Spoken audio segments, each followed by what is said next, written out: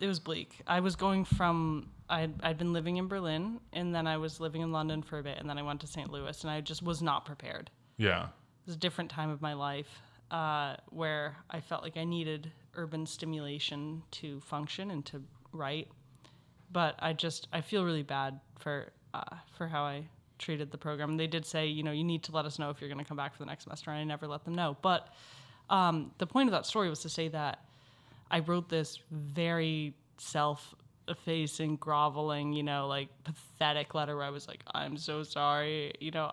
I feel like I'm making a huge mistake, and I feel like I'm never going to make it in writing doing this, and I'm going to regret it for the rest of my life. But I just can't do this, and I'm so sorry. And, and so I wrote this letter and sent it to them, and they were all like, fine. Some of them didn't reply. But then one of them wrote, and she was like, yeah, like, you do you. I don't have an MFA. You don't need it. Yeah. And she'd been teaching there for decades. And lo and behold, oh, yeah. And then you're now a novelist, in addition to being my deal a writer. with myself was I'm going to give myself a year from dropping out of my MFA program. And if I don't get an agent in that year, then I'll go back and do an MFA. But then I got an agent within a few months.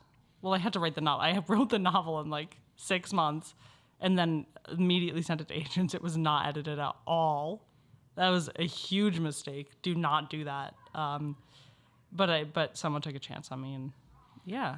What was your process like reaching out to agents? Did you just did research on the internet and found so people I compiled who a seemed cool? list and I sent it to 25 people, and then I was very schemy. But you're supposed to do this. Like when one person got back to me, I wrote to everyone and said I have one person interested, and they're reading the full manuscript. Then a few people wrote back and said, "Oh, sorry, I missed your first email.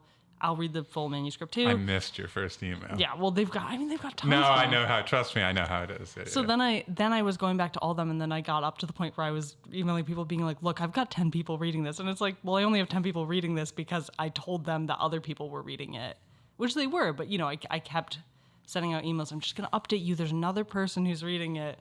So then... This is how the game is played. It is how the game is played. I mean, they're playing all sorts of games on their own in the publishing world, so whatever. But then, and then I got 3 offers, and it was just very clear the person that I met and who understood it, and so it was an easy choice for me. But that was in the UK, and now I'm doing the process in the US. Doing it, it's very different the second time. Oh, that's right. Same agent? No, So you have a US agent and a UK agent now. Well, so I was living in the UK, and now I'm technically querying, but it's not really the same thing. It's more like referrals to agencies through my other agency and through friends of mine who are agents. It's not like me just cold emailing because I already have a book deal. Right. It's confusing. It is. Yeah. So you're now looking for a US agent. Yeah. Got it. I'm in talks. Got it. Yeah. And so the novel is coming out in the UK. It's coming out in the UK next year, and then I'm trying to get the US to publish it around the same time.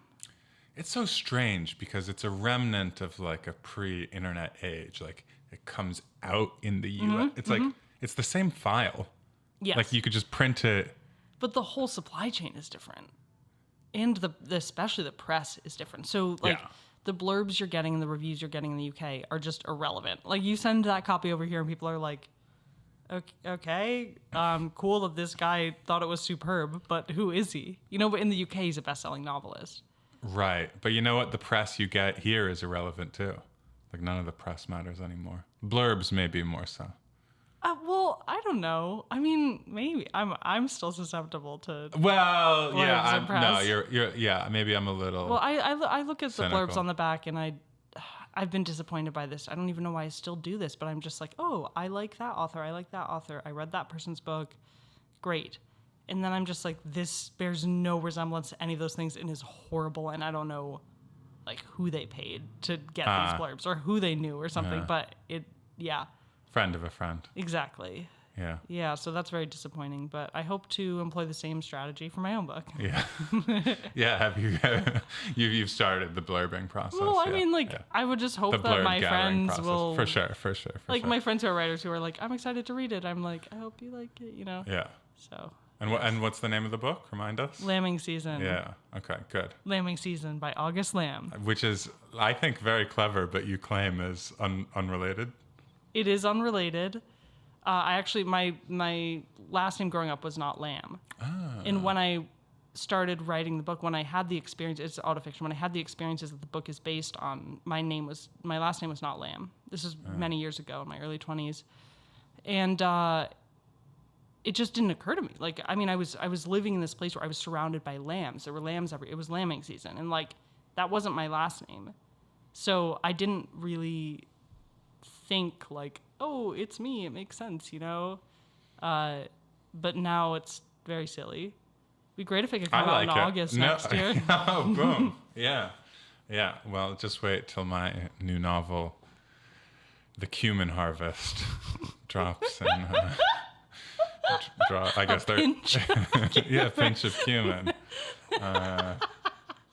Cumin soon. I can just imagine, like, you know, they do those celeb memoirs, and they always have a pun in the title, where it's just life on the spicy side. Yeah. Yeah. I hate that stuff. It practically writes itself. Yeah.